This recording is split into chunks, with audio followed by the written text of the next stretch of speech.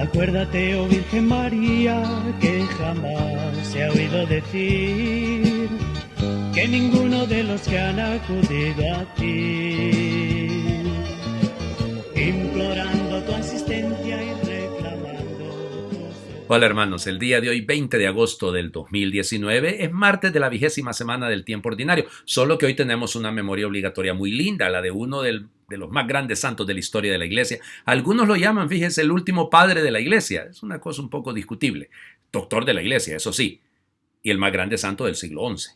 Se trata de San Bernardo de Claraval de Clairvaux, nacido en Fontaine-de-Dijon, en Borgoña, en Francia, en el año 1090, más o menos. No tenemos exactitud en esto. Lo que sí sabemos es que Bernardo para el año 1113 se presenta en el monasterio que habían fundado del Cister Roberto de Molens. Era un único monasterio de una reforma benedictina. Y entonces, pues resulta ser que muy poca gente, porque eran muy rigurosos en el cumplimiento de la regla, pues llega Bernardo y está 6 meses con ellos y después de los 6 meses dice, ya regreso. Como que ya regreso.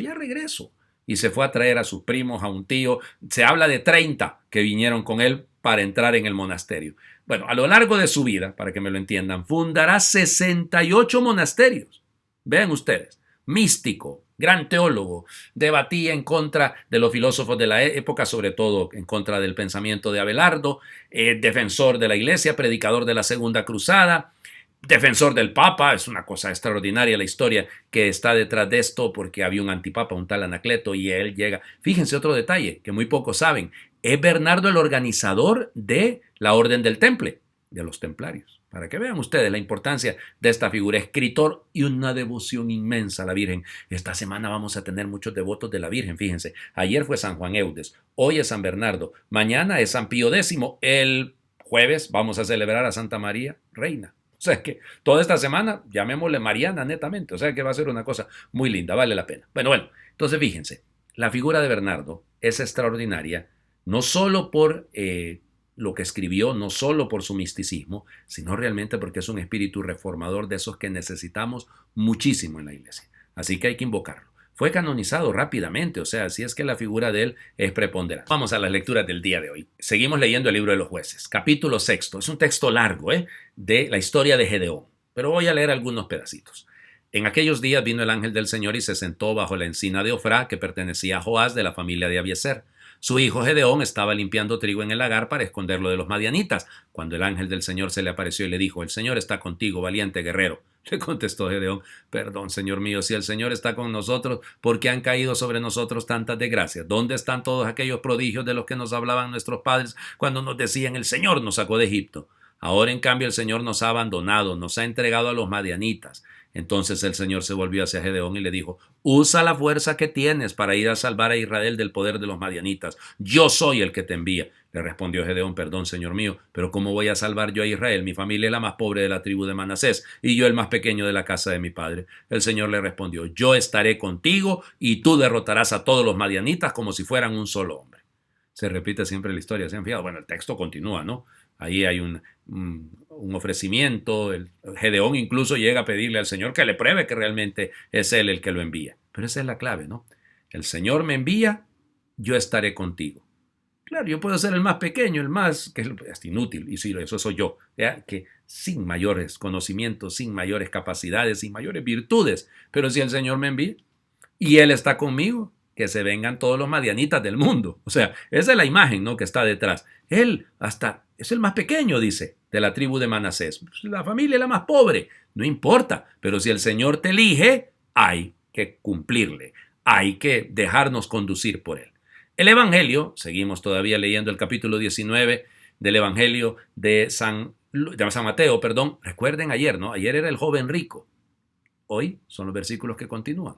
La reacción de Jesús frente al joven rico que se fue. En aquel tiempo Jesús dijo a sus discípulos, yo les aseguro que un rico difícilmente entrará en el reino de los cielos. Se lo repito, es más fácil que un camello pase por el ojo de una aguja que un rico entre en el reino de los cielos. Al oír esto, los discípulos se quedaron asombrados y exclamaron, entonces, ¿quién podrá salvarse? Pero Jesús, mirándolos fijamente, les respondió, para los hombres eso es imposible, mas para Dios todo es posible. Entonces Pedro, tomando la palabra, le dijo a Jesús, Señor, nosotros lo hemos dejado todo y te hemos seguido. ¿Qué nos va a tocar?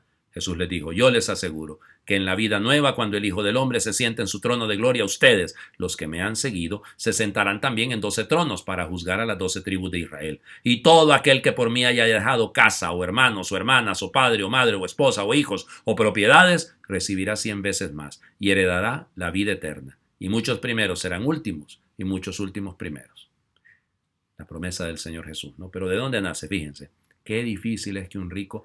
No es el tema del rico por ser rico. Acuérdense que venimos leyendo esos textos desde hace ratos. Es el que tiene apego a la riqueza. El que no quiere seguir al Señor Jesús porque le interesan sus cosas. Le interesa su dinerito. Entonces eso es lo difícil del asunto. Y tenemos que pedirle al Señor esa gracia. ¿Lo vamos a seguir? Sigámoslo.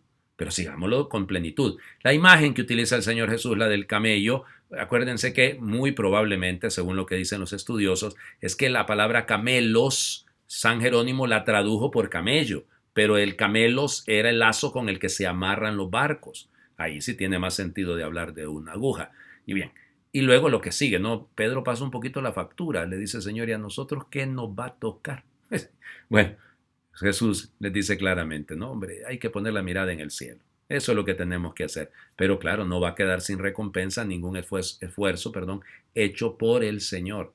No por conveniencia, por el Señor.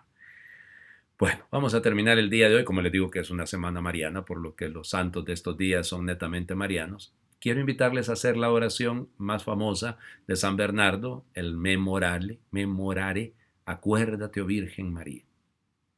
Acuérdate, oh piadosísima Virgen María, que jamás se ha oído decir que ninguno de los que han acudido a tu protección implorando tu auxilio haya sido abandonado de ti.